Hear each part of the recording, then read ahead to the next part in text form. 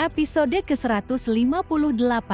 Sedikit demi sedikit, wajah pria itu terlepas dari batang pohon, dan lignifikasi pada lidahnya mulai memudar.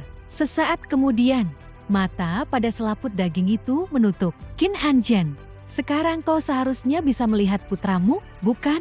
Kata Saturnus Sovereign. Ia sangat berhati-hati.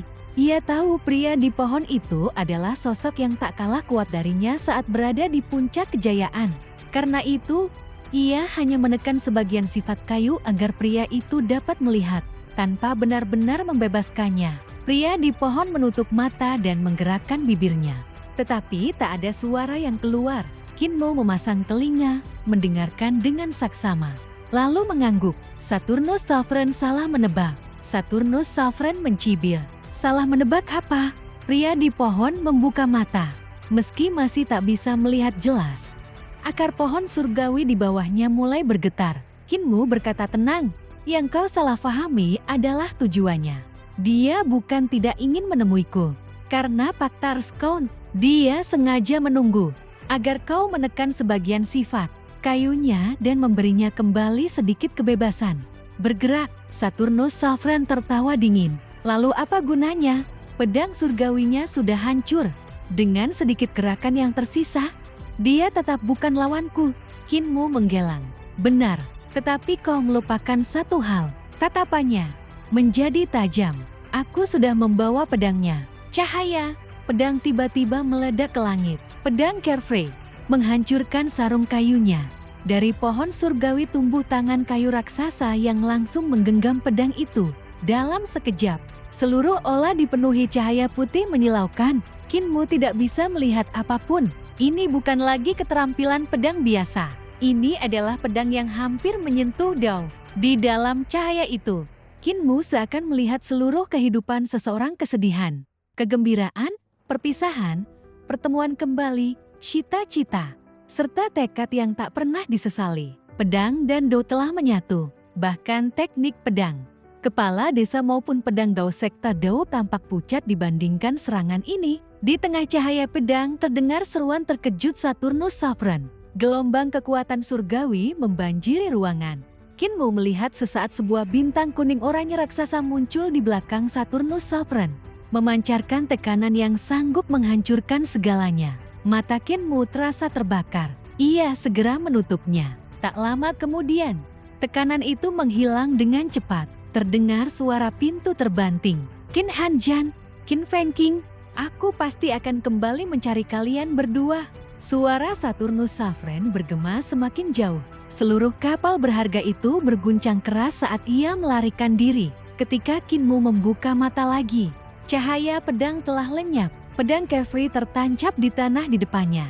Masih bergetar pelan. Di bawahnya terbentang genangan darah dewa yang memancarkan cahaya surgawi berwarna-warni. Qin Mu berbalik. Pria di pohon kembali mengalami lignifikasi. Meski begitu, ia tetap menutup mata. Ia tidak berani membukanya. Jika matanya terbuka dan melihat Qin Mu, Fakta Erskine akan aktif. Jiwanya akan ditarik pergi, dan keberadaan Carefree Village akan terbongkar. Kerabatnya akan mati. Qin Mu menatapnya lama. Apakah ayahnya benar-benar tak akan pernah bisa melihatnya? Dengan suara pelan ia bertanya, namaku sebenarnya Qin Fengqing. Ia tersenyum pahit. Kepala desa memberiku nama Qin Mu. Sejak kecil semua orang memanggilku begitu. Baru sekarang aku tahu bahwa orang tuaku sebenarnya memberiku nama Fengqing. Ia memandang pria di pohon itu. Apakah kau ayahku? Pria itu tidak menjawab. Sebagai gantinya, sebuah ranting tumbuh perlahan dari batang pohon. Daun-daun muda bermunculan dan dengan lembut membelai kepala Qin Mu. Qin Mu terdiam. Tak seorang pun pernah memperlakukannya seperti itu. Apoteker selalu memasukkannya ke dalam kuali obat. Buta hanya memberi pujian singkat tanpa pernah menunjukkan kasih sayang. Nenek Si lebih sibuk membesarkannya daripada memanjakannya. Ma tua selalu muram. Tuli sering mengusirnya ketika melukis. Bisu gemar mengerjainya. Kripel menganggapnya rekan dalam mencuri. Kepala desa sendiri memikul terlalu banyak beban di hati. Tak seorang pun pernah mengusap kepalanya dengan kelembutan seperti ini. Bahkan jika yang melakukannya hanyalah ranting pohon yang dingin. Perasaan asing itu membuat dadanya terasa hangat. Untuk pertama kalinya, ia merasakan sesuatu yang selama ini tak pernah ia miliki. Kasih sayang seorang ayah. Kinmu bersandar pada batang pohon surgawi dan memandang ke langit-langit, berusaha menahan air mata. Selama ini ia selalu berusaha menjadi seperti para tetua di desa lansia cacat. Mereka adalah panutannya. Namun saat ini, ia hanya merasa seperti seorang anak yang akhirnya menemukan orang tuanya. Pohon surgawi terasa kokoh di punggungnya. Hatinya menjadi tenang, seolah-olah ia telah kembali ke rumah. Penatua lukisan muncul diam-diam dari sebuah lukisan. Ia melihat sekeliling dengan bingung, lalu memanjat pohon dan menatap ke arah ayah dan anak itu. Keheningan memenuhi ruangan. Tak lama kemudian, suara serak terdengar dari pohon surgawi. "Kau sangat baik." Kata-kata itu keluar dengan susah payah. Tubuh Kinmu bergetar. "Kau sangat baik." Seolah-olah pria itu tidak pernah memuji siapapun sebelumnya dan hanya mengetahui kalimat itu. Ia mengatakannya karena Kinmu memahami maksudnya. Meski tak mampu berbicara, Kinmu berhasil menebak niatnya, memancing Saturnus Sovereign bertindak, lalu menciptakan kesempatan untuk melancarkan serangan. Kinmu tersenyum tipis. "Kita memang ayah dan anak. Walaupun belum pernah bertemu, rasanya kita cukup mirip." Pria di pohon mengeluarkan suara pelan sebagai tanda setuju. Mereka menikmati ketenangan itu untuk beberapa saat. Tak lama kemudian, bunga bermekaran di pohon dan berubah menjadi buah. Buah itu jatuh ke tangan Kinmu. Harumnya memenuhi udara. Seperti semua orang tua, pria itu masih mengkhawatirkan apakah anaknya sudah makan atau belum. Kinmu menatap buah itu sebelum bertanya, "Di mana ibu? Apakah dia masih hidup? Aku akan mencarinya." Pria itu menjawab perlahan, "Dia membawamu dan klan ke Yodo." Kinmu tertegun. Neneksi menemukannya di tepi sungai Sojing dekat Great Ruins, bukan di Yodo. Lalu apa yang sebenarnya terjadi saat itu? Ia menahan pertanyaan itu dan bertanya lagi, "Bagaimana cara kembali ke Carefree Village?" Pria itu menjawab, "Penatua lukisan akan membawamu ke ruang belajar.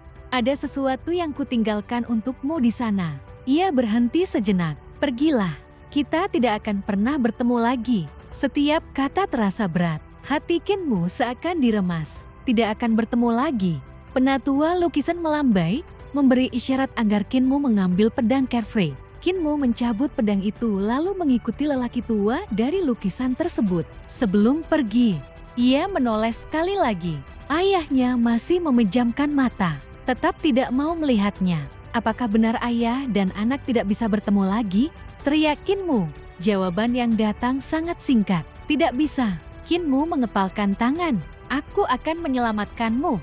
Ia berbalik dan berjalan pergi. "Bukankah itu hanya Erskine?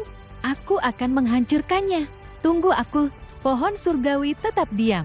Namun setelah Kinmu pergi jauh, pria di pohon itu perlahan membuka matanya. Air mata mengalir tanpa suara. Ia mendengar langkah putranya menjauh. Sebelum benar-benar pergi, Kinmu berkata kepada penatua lukisan, "Setelah aku pergi, tolong jaga dia untukku." Mereka tiba di ruang belajar kapal berharga itu. Rak-rak buku di sana telah kosong. Semua buku sudah dijarah. Wajah Kinmu langsung berubah gelap. "Pamongsau, bajingan itu bahkan merampok rumah ayahku." Tiba-tiba penatua lukisan masuk ke dalam sebuah lukisan dan melambai kepada Kinmu dari dalam. Kinmu ragu sesaat, lalu melangkah masuk. Begitu memasuki lukisan itu, pemandangan di sekelilingnya berubah. Ia sendiri menjadi sosok di dalam lukisan. Di hadapannya berdiri seorang pria berpakaian putih. Pria itu tampaknya sudah lama menunggu kedatangannya.